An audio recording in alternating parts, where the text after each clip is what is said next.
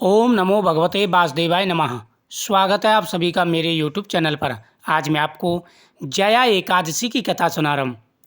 धर्मराज युधिष्ठिर बोले, हे भगवान, आपने माघ मास के कृष्ण पक्ष की षटशला एकादशी का अत्यंत सुंदर वर्णन किया। अब आप कृपा करके माघ शुक्ल एकादशी का क्या नाम है, व्रत की विधि और उस दिन कौन से देवता का पूजन किया जाता है, विस्तार पूर्वक कहिए। श्री कृष्ण भगवान कृपा पूर्वक बोले कि हे राजन, इस एकादशी का नाम जया है।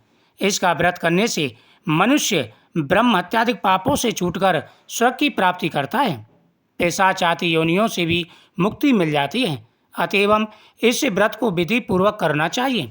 अब मैं तुमको पद्म पुराण की एक सुंदर कथा सुनाता हूँ।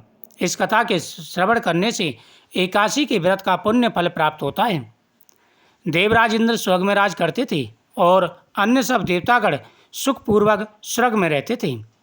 एक समय इंद्र अपने चांसा नंदन वन में अप्सराओं के साथ क्रीड़ा कर रहे थे और गंधर्व गान कर रहे थे।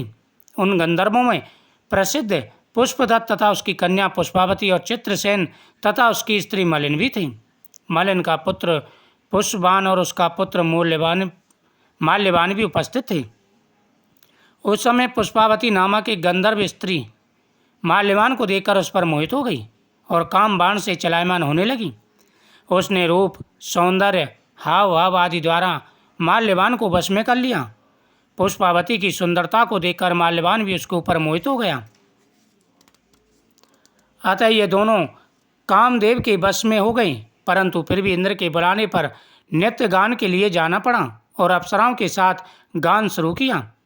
परंतु कामदेव के प्रभाव से उनका मन न लगा और अशुद्ध गायन करने लगे। इनकी भाव भगमाओं को देख करके इंद्र ने इनके प्रेम को समझ लिया और इसमें अपमान समझकर इन्हें श्राप दिया कि तुम स्त्री पुरुष के रूप में मृत्युलोक में जाकर पिशाच का रूप धारण करूं और अपने कर्मों का फल भोगूं।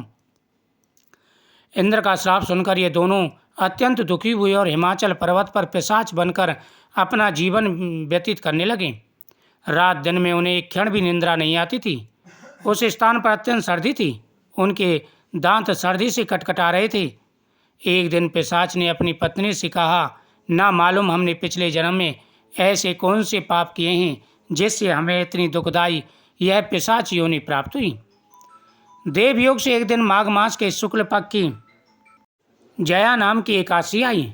उस दिन इन दोनों ने कुछ भी भोजन ना किया और ना कोई पाप कर्म किया, केवल फल फूल खाकर ही दिन व्यतीत किया और महान दुख के साथ पीपल वृक्ष के नीचे बैठे रही। पिशाच ने अपनी पत्नी से कहा कि ना मालूम हमने पिछले जन्म में ऐसे कौन से बुरे कर्म किए हैं जिसके प्रभाव से हमें इतनी दुखदाई यह पिशाच योनि प्राप्त हुई है। इसी प्रकार विचारते विचारते उनका पूरा दिन व्यतीत हो गया। कुछ नहीं खाया, कोई हिंसा भी नहीं की और रात को भी इन दोनों ने बड़ी कठिनाई से एक दूसरे से चिपक करके वह रात्रि व्यतीत की, क्योंकि सर्दी का मौसम था, इनके शरीर पर वस्त्र नहीं थे। इस प्रकार व्यतीत किया और महान दुख के साथ पीपल वृक्ष के नीचे बैठे रहे। जब सूर्य नारायण अस्ताचल हो गई तब रात्रि इन दोनों ने एक दूसरे से चिपक कर बड़ी कठिनता के साथ व्यतीत की। सर्दी के कारण इनको रात्रि में निंदा नहीं आई।